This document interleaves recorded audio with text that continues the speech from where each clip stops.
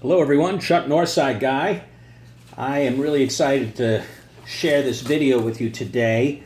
This is going to be a part of my ongoing series and celebration and homage of the 1933 Goudey set. And I got a big pickup today to share with you. It's Jimmie Foxx. So Jimmie Foxx appears twice in the set with the same damn card. So this is number 154. This is number 29. If you've seen my other episodes, you know that the low numbers in the 1933 Goudey are the tough to collect. So I just picked up this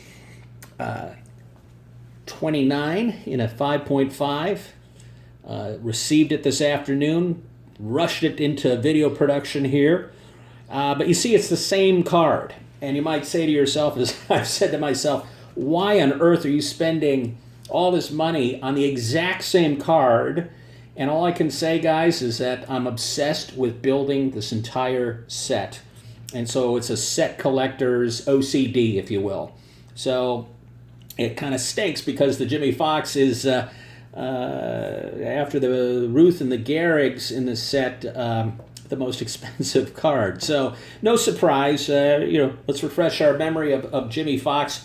First and foremost, the obvious point, Jimmie with a Y, well, it was Jimmie with an IE. So I don't think that's an error per se, but to refresh ourselves on who he is, Hall of Fame, 1951. In this year, in 1933, he won an MVP award, and on the strength of a 356 batting average, 163 RBIs and 48 home runs, which, by the way, was also good for a triple crown. He was a three-time MVP. He became the second player in MLB history to hit 500 career home runs after Babe Ruth. He was just widely feared as a batter for his ferocious power. Lefty Gomez, Yankees pitcher, who we saw in another one of my videos, said he has muscles in his hair.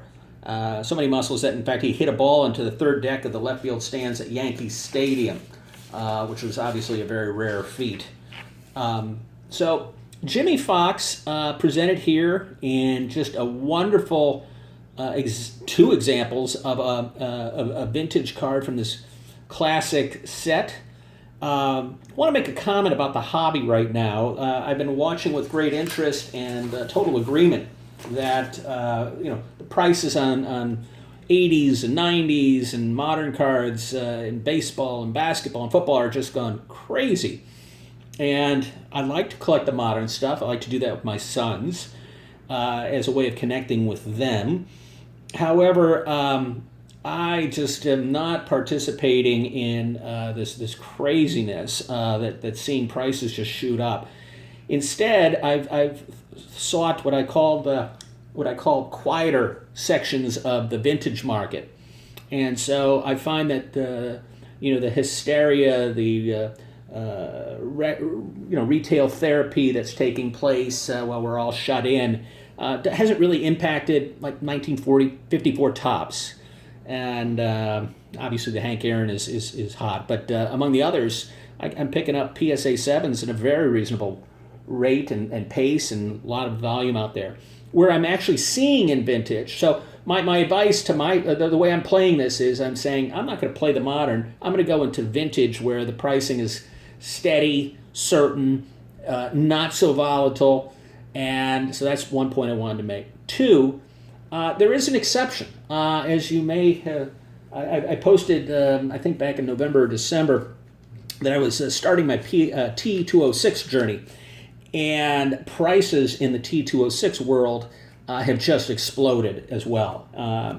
And I'm just not participating in that right now. Maybe I've missed it forever, but I think some of the pricing there is just outrageous on some of the PSA 6s I've been looking at lately. I would love to have better pricing, better comps in the T206 market. I think the absence of that information leads to this. It's another reason why there's such variability in the pricing, particularly to the upside. And I just don't want to make a bad deal. So those are just some some random thoughts that I wanted to add to the broad conversation we're all having in our community. I hope you've enjoyed these cards. Really thrilled to complete Jimmie Foxx in the 1933 Goudey. Love the look of these cards. They're exactly the same, so even the writing on the back is exactly the same. So there you have it, guys. Hope you enjoyed, and stay tuned for other pickups. Take care.